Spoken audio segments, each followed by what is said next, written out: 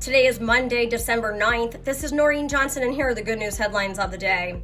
President-elect Donald Trump met with key leaders in Europe over the weekend as President Joe Biden stayed away due to a scheduling conflict with the reopening of the Notre Dame Cathedral in Paris.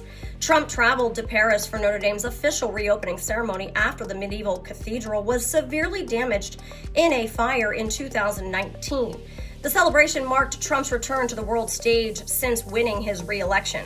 French President Emmanuel Macron hosted a meeting Saturday between Macron, Trump, and Ukrainian President Volodymyr Zelensky. Zelensky described the meeting as good and productive in a post on X.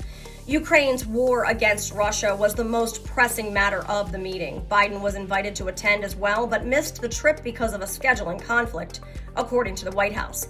First Lady Jill Biden attended the event but did not take part in any high-level meetings between the various world leaders.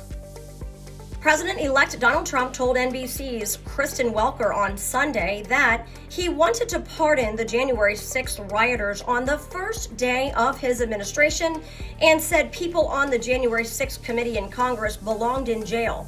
The New York Times editorial board warned that President Biden's pardon of his son, Hunter Biden, would provide cover for Trump to pardon the January 6th Capitol rioters, stating this: "It is easy to imagine that the they did it too defense is being offered should Mr. Trump pardon the perpetrators of the violent January 6th attack on the Capitol, as he has suggested he will. Hunter Biden's crimes are not nearly equivalent to the destruction caused by the rioters, but his father's action muddles the defenses against future abuses." Biden announced last week that he pardoned his son from any crimes against the U.S. that he has committed or may have committed from January 1st of 2014 through December 1st, 2024. And then this, Vice President-elect J.D. Vance supported President-elect Donald Trump's stance on staying out of the situation in Syria, stating that what is happening is not the United States' fight. In a post on X, Vance wrote that the U.S. should stay out of what is happening in Syria instead of getting involved. Vance's post came after the Syrian regime of Bashar al-Assad was reported to have fallen, with Assad reported to have fled the country.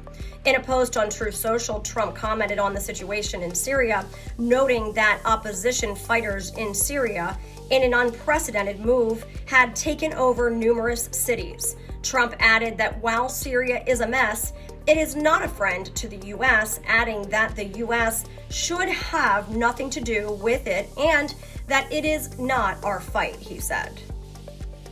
In other news, President-elect Donald Trump revealed that he was open to Robert F. Kennedy Jr. looking into the link between vaccines and autism. During an interview on NBC News' Meet the Press with host Kristen Welker, Trump was asked if he wanted to see childhood vaccines eliminated. Trump admitted that if the vaccines are dangerous for the children, he would want to see them eliminated, and noted that if you go back 25 years, autism was almost non-existent. In an interview with NPR News after the election, Kennedy explained that vaccines would not be taken away from anybody, but rather instead the incoming Trump administration was going to make sure that Americans have good information. Kennedy said this on the matter: "The science on vaccine safety particularly has huge deficits, and we're going to make sure those scientific studies are done and that people can make informed choices about their vaccinations and their children's vaccinations." And then today we celebrate the feast day of the Immaculate Conception.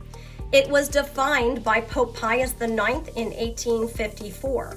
In his encyclical, he declared that the Virgin Mary was conceived without original sin, a state of being that humanity inherited after Adam and Eve's temptation in the Garden of Eden.